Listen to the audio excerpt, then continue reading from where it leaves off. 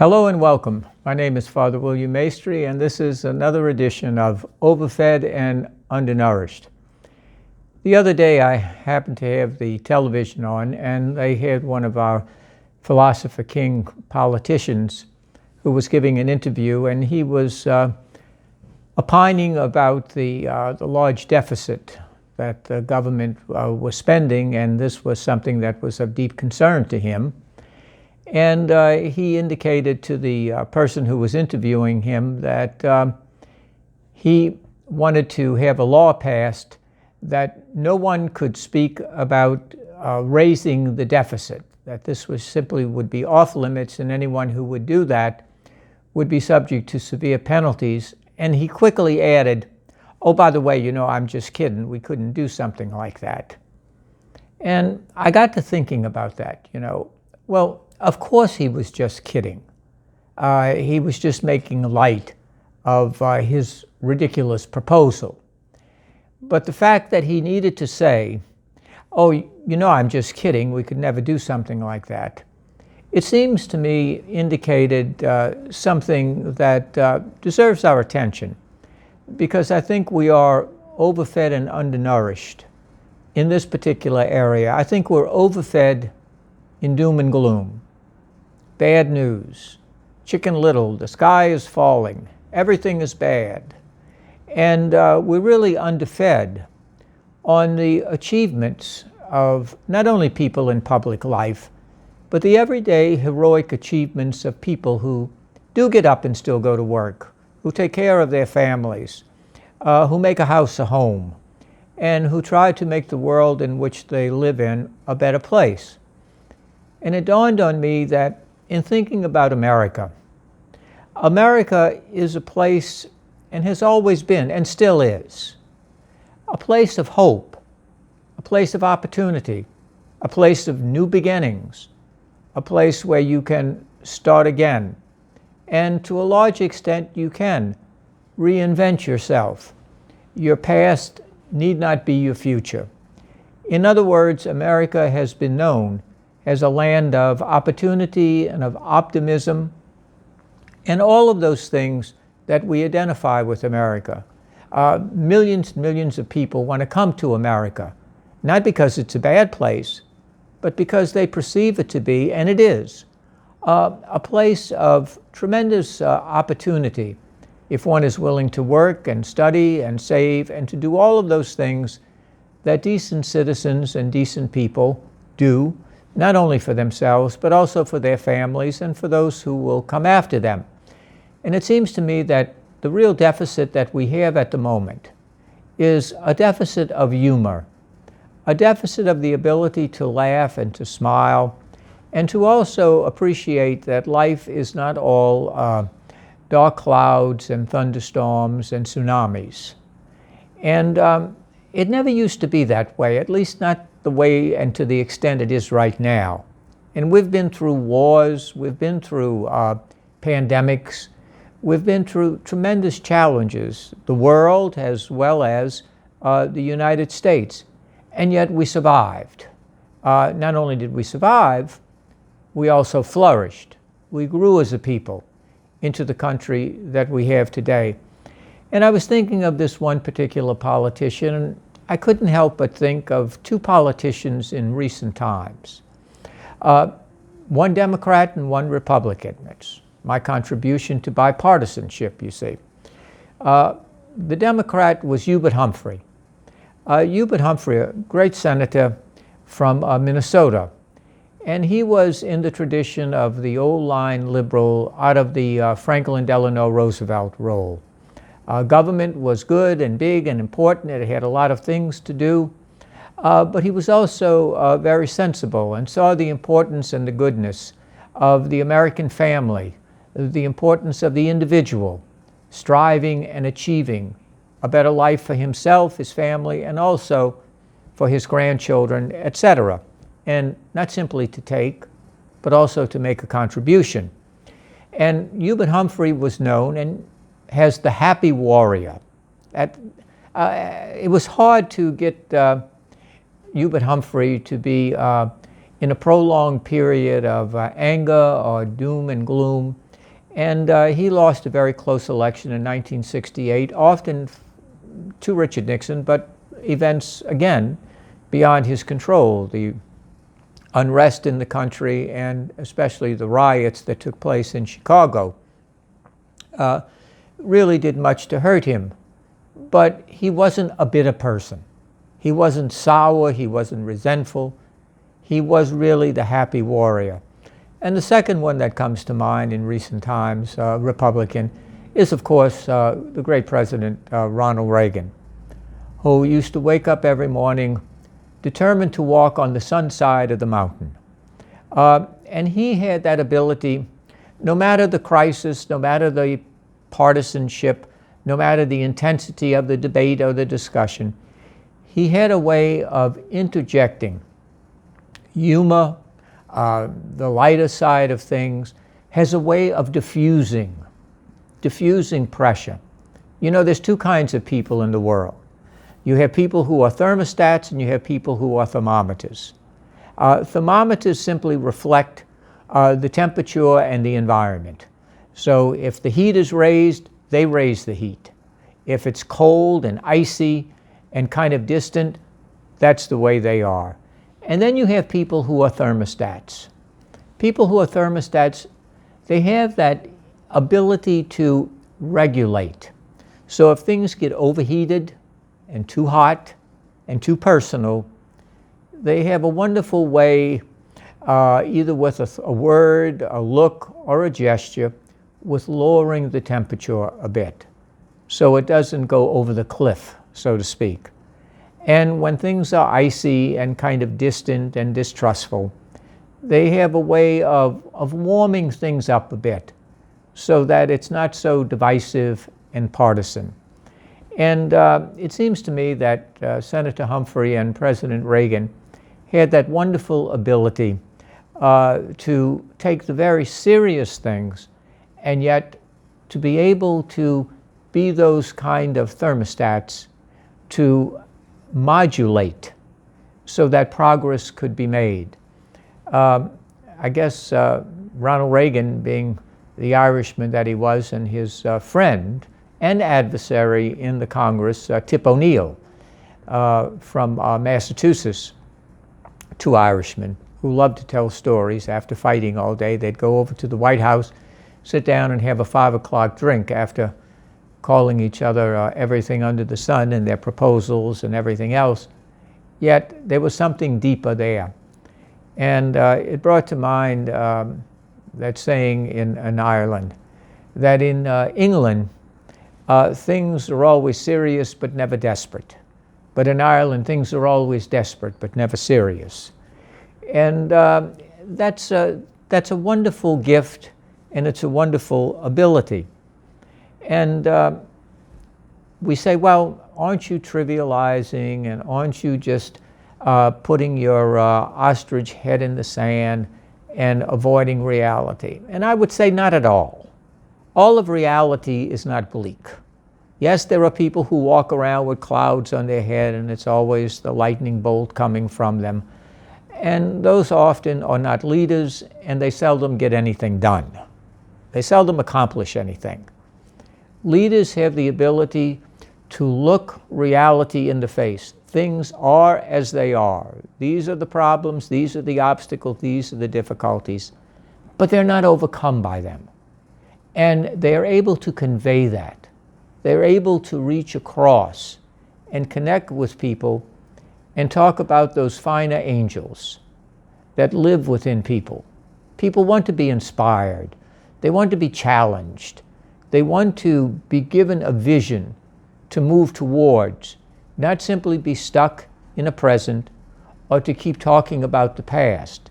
They want to go forward in hope. And hope is a very tough virtue. Hope is not a denial of reality. Hope takes the courage to look at reality as it is and to say, yes, but we can move forward. Yes, we can overcome these things. Yes, we have our problems today. We do. We have challenges today. But challenges and problems are another way of looking at possibilities to achieve even greater things. And that's really missing today. And humor is one of those things. Watching the television, as much as I can stand of it, with these news programs and these interviews that take place, it looks to me that so many of these people who come on and are interviewed, who have very responsible positions, are leaders, so to speak. It seems that so many of them are having some kind of coronary seizure or some kind of intestinal blockage. They look gloomy, they look sad, they're depressed, they have a kind of scowl and angry look to their face. I don't really know who that inspires. It certainly doesn't inspire me. And I think for many people, we really need that kind of atmosphere. Why people wanted sports back so much? Because it was a diffusing thing. It took people's mind off of that. And yes, we do need that. We do need a break. We do need something other than the Dow was up, the Dow was down, the deficit's terrible, China's acting up, the nation's polarized, we have civil unrest, we have a pandemic. My goodness, just to go through that is enough to make you want to withdraw from everything. But we need some ability to laugh, some ability to smile. And a person, again, that comes to my mind was a man that I think a real kind of Renaissance man back in the 90s. His name is, I don't know if he's still living, as a matter of fact, Norman Cousins. Norman Cousins was a university professor, book editor, book writer. He also was an editor of a magazine, and he wrote a wonderful book in 1979 called Anatomy of an Illness. Anatomy of an Illness. And Norman Cousins, at the height of his popularity and of his abilities and everything, he was diagnosed with having a terminal illness of which there was no cure and no hope. He went to the UCLA Medical Center in California. And the doctors pretty much said, there's really nothing we can do for you. Well, Norman Cousins was not the kind of person to take that and simply say, well, that's it, fold up the tent and stop. Norman Cousins came up with the crazy idea, and it's a crazy idea, that he was going to beat this by laughing himself back to health. He believed that by laughing and by smiling and by simply enjoying what he had, he was going to be able to overcome this muscular difficulty that affected his entire system and produced terrible arthritis and pain and everything. So he checked into the UCLA Medical Center, and what he did was he ordered all of his favorite movies having to do with comedy, some of the great comics that appeared in movies and on television, and he played them over and over again, and every day he would practice laughing and smiling and being cheerful. And after a period of time, several months, the doctors said to him, I can't explain it, but your illness is gone. It's gone. It's away. You don't have it anymore. And we can't explain it. And this book is a story of his journey and what he did. And many people began to follow this. The idea that there is something life-giving and helpful spiritually, psychologically, physically, emotionally, about having humor and laughter in your life. And so people began to look at this more in the scientific community, and the University of Maryland did a number of studies on this, and they indicated that indeed laughter is a good medicine.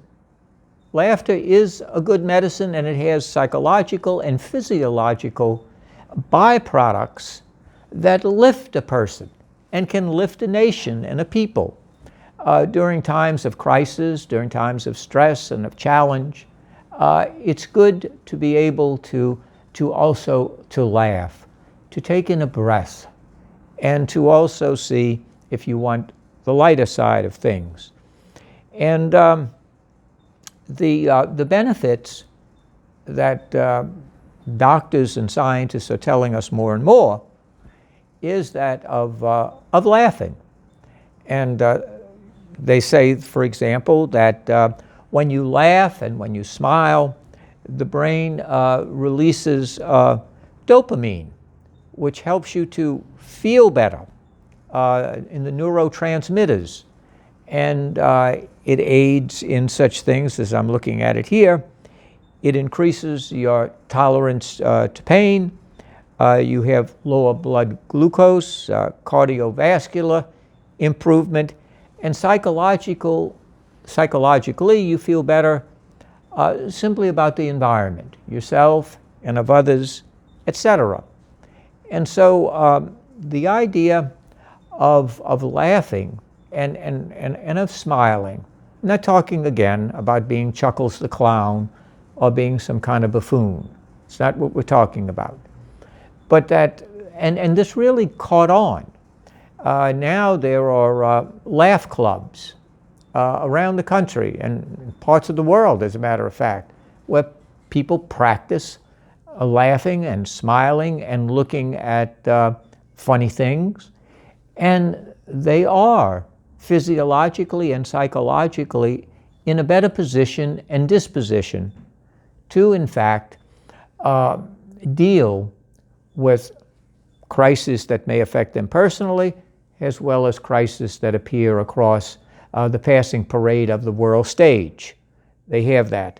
And this is a very interesting phenomenon, but I think it's something important, and especially as we're going through our own discontents at the moment. It would be very helpful, I think, to have that. And on a deeper level, on the level of the spiritual, I think that's important as well. We don't need people climbing into pulpits and into various solemn assemblies and telling us all that's wrong and that this is somehow signs of God's punishment and God's removal of his hand and all of these kinds of things and so on. Because St. Teresa said something I think just wonderful. St. Teresa used to pray every day for this: Lord, deliver me from gloomy saints. Every day she used to pray that because she was surrounded by gloomy saints in the convent. Let's face it, she was. I mean, she writes about it. And, you know, the gloomy saints are those who are afraid that somewhere somebody's having a good time. And so, and heaven forbid that should happen, that somehow somebody should be enjoying God's creation, the gift of life, the gift that God has given me, and so on and so forth like that. Deliver me from gloomy saints. And if that sounds trivial and kind of goofy to you, allow me please to introduce you to one of the great songwriters to ever exist, one of the great performers, by the name of King David. And King David wrote about 150 or 151, depending on your counting, hits. They're called the Psalms. And I'd like to just give you a sample. I'm not going to sing it or play it on the harp, both of which would send you into tremendous gloom and doom, I can assure you of that. But I just picked this psalm out. It's Psalm 33. I'm not going to read the whole psalm, but just the beginning of the psalm, because I think it gives you a flavor. And look, David had his problems. Ask Bathsheba. Everything was not, big mansions, wonderful palaces, blue skies, and green lights. But David writes this, and it's a wonderful indication that in the Bible, there's not all of this sin, doom, gloom, destruction, and all of that. That's there, but that's life too. And David writes this: Rejoice, you righteous, in the Lord. Praise from the upright is fitting. Give thanks to the Lord on the harp, on the 10-string lyre, offer praise. Sing to him a new song, skillfully play with joyful chant. For the Lord's word is upright, all his works are trustworthy. He loves justice and right. The earth is full of the mercy of the Lord. And it goes on from there. Now there is an invitation to joy, praise, sing, acknowledge the greatness of God, while realizing, yes, there are problems, there are difficulties, but that's not the whole story, and that is not the final story. That's not the end story. I think it's important that we as people of faith, that yes, right at the beginning of the scriptures, there is creation and the fall. There's no question about it. There's the reality of sin, and we should never overlook that reality. That's there. And there is the cross, where Jesus Christ goes to the cross on Calvary. But please, let's not put a period there. There is the 15th station. I call it the 15th. There's really 14, but 15th station. The angel says, "Why do you stand here looking up to heaven? The one you are seeking is not among the dead, but he lives." And that wonderful song, "Because he lives, I can face tomorrow. Because he lives, all fear is gone. And I know he holds the future, and life is worth the living because my Savior lives." That's the thing. That's the thing, because he lives. And people of faith, especially Christians, I'll just mention one little final story, if I may. One of the most significant modern philosophers, certainly of the 19th century, and has experienced a revival today, is Friedrich Nietzsche. You're familiar with Nietzsche, The Death of God. And Nietzsche was a rather doomy, gloomy German. His father was a pastor, a Lutheran pastor. And he was Friedrich was very devoted to his sister Elizabeth. And Sunday after Sunday after Sunday, they would sit in the father's church for hours, listening to those long sermons about the fallenness of man, how sin ruled. And it was only by the grace of Almighty God that some would make it through that narrow gate. And it was a rather oppressive environment. And one Sunday, as little Friedrich and Elizabeth are walking out of church, Friedrich looks at Elizabeth and says this: "If you don't keep anything else in your mind," and this is for Christians, by the way. Friedrich looks at Elizabeth and he says, "Elizabeth, why don't Christians look more redeemed? Why don't Christians look more redeemed?" From the mouth of children, and a little child shall lead them, the scriptures tell us. So I think that the idea of joy, again, I'm not talking about silliness, and I'm not talking about escapism, and I'm not talking about the ostriches and all that kind of stuff. I'm not talking about that. I'm talking about the joy that comes from the gift of life. I'm talking about the importance of also realizing that God did not put us here for no good reason, and that God does not abandon us, just drop us here and forgets about us. That there is hope, and hope is a tough virtue. Hope is a tough calling. But so is humor.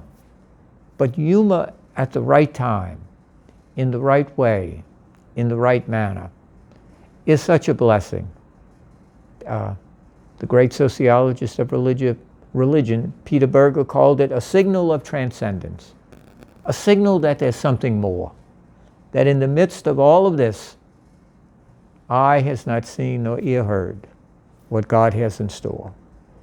And so we can all benefit from humor, and what a gift we can be to others.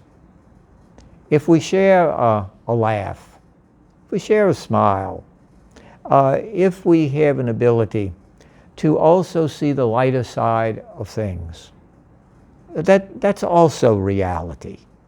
That's also a reality, and it ought not to be missed.